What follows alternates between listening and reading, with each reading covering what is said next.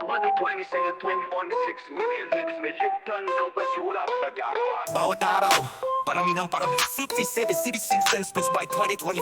Sabi nga, pangatlo sa mundo ang Pinas sa plastic pollution. 27 million metric tons ng basurang plastic na pupunta sa ocean. Bawat araw sa kalsada, tambak ang basura. Plastic po ay papel, wala tigil ang dating hanggang kanal tumatapaw. Sa Metro Manila, 10,000 tonelada araw-araw. Pero nasaan ang plano? Bumalik ang single-use plastic. Disposables lalong lumubog. Bumipiling ng chitsiria, pero di marunong magpapo ng wastong estilo. Bawat piraso ng plastic, sugat sa lupa at karagatan. Kaya't patuloy na nasasakal ang kalikasan at kapaligiran.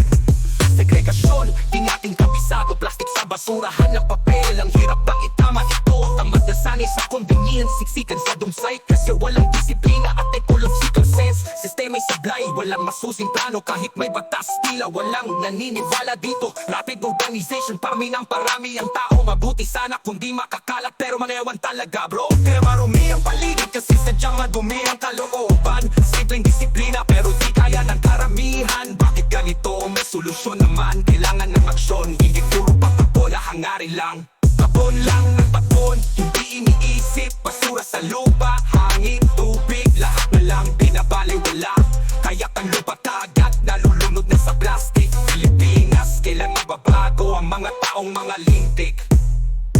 Kulang daw ang pondo, sabi ng gobyerno. Pero waka, bilyon-bilyon ang ninanakaw lang ng mga politiko. At ikaw ako, tayo disiplina sa sarili nagmumula, diba?